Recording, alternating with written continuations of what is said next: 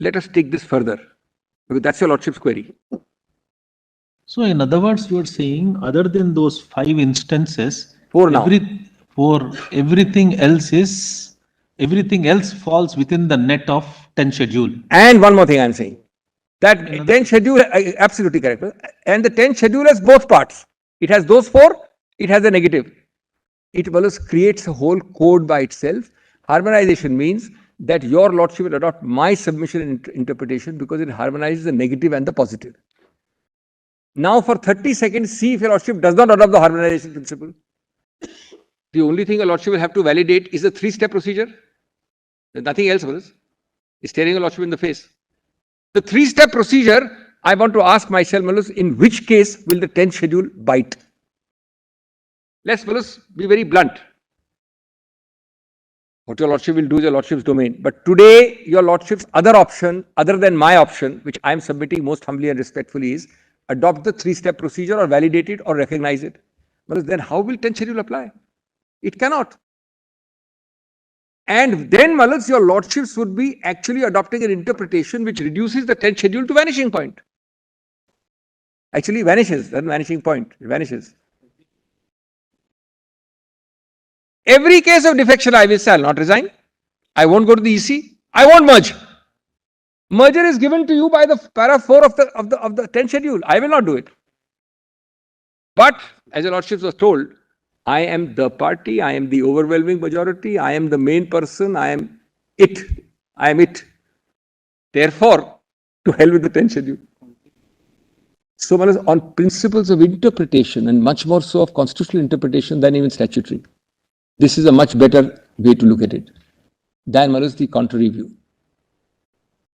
Because your Lordship gives meaning to both sides and your Lordship does not adopt something. What is this other adoption which is propounded to your Lordships? On the high moral principle of democracy, dissent, free speech. Each of my 4 options gives you that option. So what the 10th schedule does is, it says, I am giving you a free speech option. I am giving you a democracy option, but within my own terms.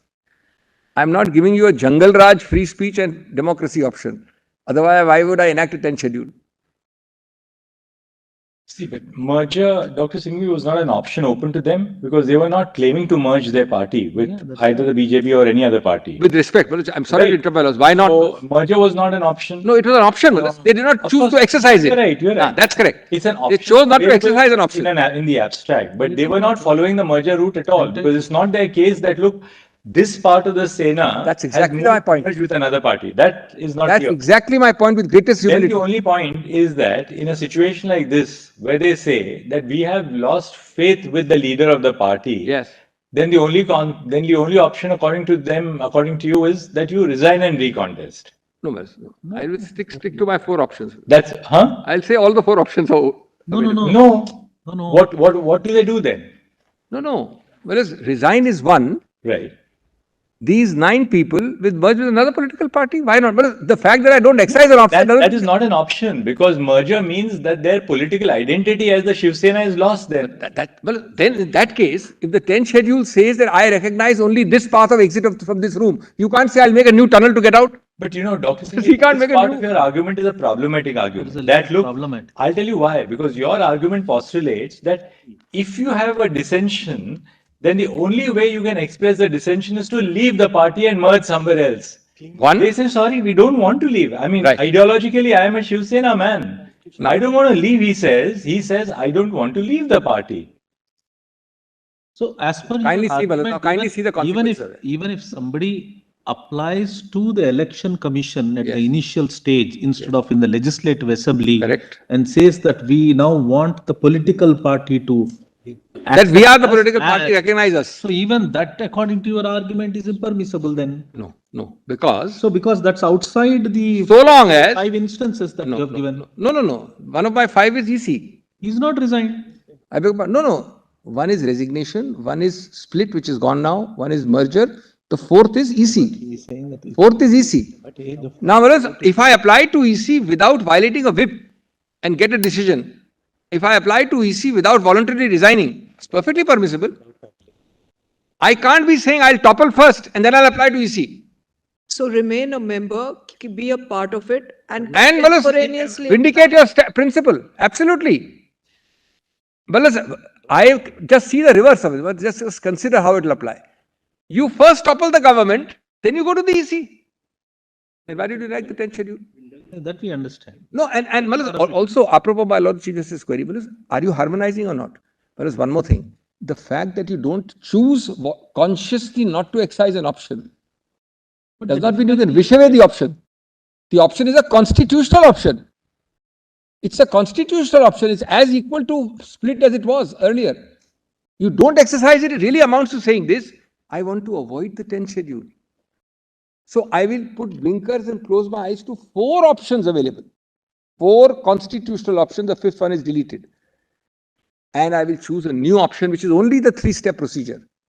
First, disable the speaker. Second, approach the governor. Third, be sworn in. See, the negative prohibition in the 10th schedule is twofold. 1, voluntarily giving up a membership. And 2, defying a whip, 21A, 21B. The 10th schedule certainly does not have any provision by virtue of which there is a prescription if you do not give voluntarily, if you do not give up the membership of the party, and yet exercise the right of working your remedies within the party. Then you cannot be held to be a defector. Right. And that is the whole purpose. You were elected. But that's exactly the case, no? No, but then in that case, why did you enact the 10th schedule? 10th schedule is not saying that Article 19(1)(a), just see 194, very interesting article. It is not saying, let me put this harmonization, which is a very important principle, in another way. What is the scheme of this entire system? Well, if your lordship were to make a standard as broad as if you have a dissent, you can violate the 10th schedule, then your lordship is unmanageable. But your argument, Dr. Singhvi, would be, the extreme argument on this side, which possibly you can adopt also, is that any dissension amounts to the voluntary giving up of the membership of a party. No, I'm going to give more. I'm not extreme. The other argument is extreme. I'm going to give a harmonized answer. Immediately to that, the principle can never be dissent. I'm not happy, therefore I can go. 3 answers. 1, everybody has dissent. Which political party? There are enough inbuilt outlets within the party to express dissent. 1. That is what your lordship will always say. 2, the dissent within the party at the appropriate fora can be followed by any of these 4. 3, you, if you are having dissensions and you are not satisfied with the party system, then you will simply express it that I am resigning or doing going away with 9/10 of the people. But how will you say that mere disagreement entitles me to topple? Here they have not expressed dissent. This is not a case of dissent. I have not gone out and spoken against the party. Dissent plus, this is dissent plus. Dissent plus toppling.